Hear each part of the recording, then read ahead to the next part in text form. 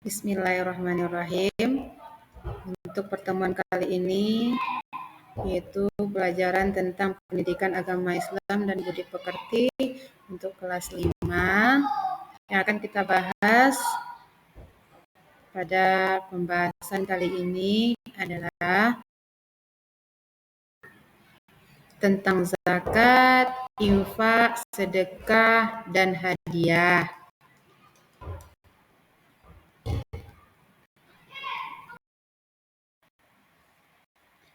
Zakat menurut bahasa berasal dari kata zaka yuzaki tazkiyah yang memiliki arti bersih, suci, dan bertambah. Sedangkan menurut istilah yaitu mengeluarkan sebagian harta tertentu yang diberikan kepada golongan tertentu dengan beberapa syarat. Kemudian golongan yang berhak menerima zakat yang pertama ada fakir, yaitu orang yang tidak mempunyai harta dan tidak mempunyai penghasilan. Yang kedua, miskin, yaitu orang yang mempunyai harta atau penghasilan tetapi tidak mencukupi kebutuhan sehari-harinya. Kemudian yang ketiga, amil, yaitu panitia atau pengurus zakat yang bertugas mengumpulkan dan membagi-bagikan zakat. Yang keempat ada mu'allaf, yaitu orang yang baru masuk Islam dan imannya masih lemah.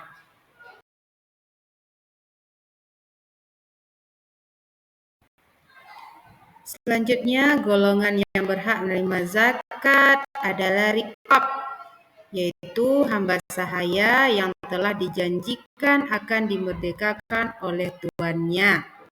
Kemudian ada namanya gharim, yaitu orang yang terlilit hutang. Kemudian yang ketujuh ada namanya fisabilillah, yaitu orang yang berjuang di jalan Allah Subhanahu wa taala.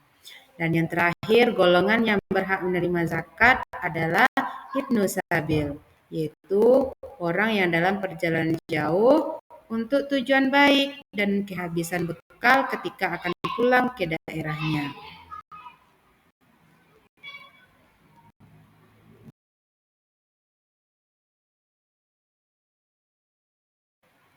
Selanjutnya yaitu pembagian zakat.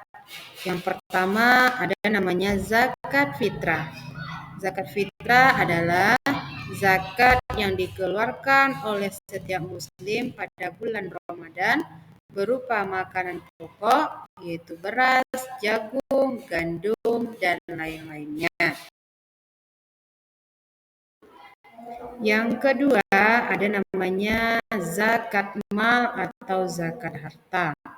Zakat mal atau zakat harta adalah zakat yang wajib dikeluarkan karena menyimpan atau memiliki harta, uang, emas, dan sebagainya. Kemudian ada manfaat dari zakat. Yang pertama yaitu meringankan beban orang lain. Yang kedua membersihkan harta dan jiwa. Yang ketiga mendidik diri agar menjadi seorang pemurah dan penolong. Kemudian yang keempat membiasakan diri mengamalkan sifat terpuji. Selanjutnya, manfaat dari zakat yang kelima yaitu bentuk syukur kita atas nikmat yang diberikan Allah kepada kita.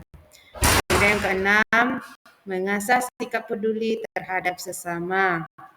Yang ketujuh, terciptanya hubungan kasih sayang antara orang mampu dan tidak mampu.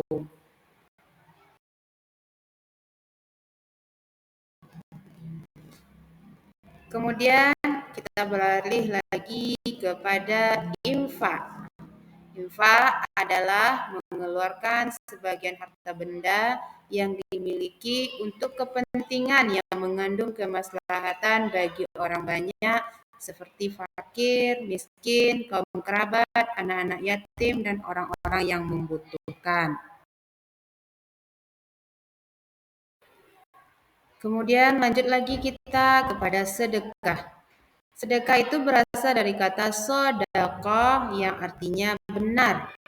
Kemudian sedekah adalah pemberian harta secara sukarela terhadap seseorang atau suatu lembaga. Sedekah dapat berupa materi ataupun non-materi. Lanjut kita lagi kepada hadiah. Hadiah adalah pemberian cuma-cuma kepada seseorang atau suatu lembaga. Hadiah ini bisa diberikan kepada siapa saja dan kapan saja. Bentuk hadiah bisa berupa apapun, tidak harus berbentuk uang.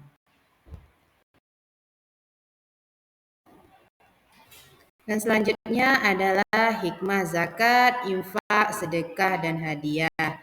Yang pertama, hikmah dari zakat, infak, sedekah, dan hadiah itu adalah mengikis sifat kikir yang ada dalam diri kita. Kemudian yang kedua, melatih seseorang untuk memiliki sifat dermawan dan empati. Kemudian yang ketiga, mengasah sikap peduli terhadap sesama. Kemudian yang keempat, menciptakan ketenangan dan ketentraman bagi pemberi dan penerima zakat. Yang kelima, menjadi dorongan untuk terus mengembangkan harta supaya bisa membantu orang lain. Yang keenam, menciptakan dan memelihara persatuan dan persatuan antar umat beragama.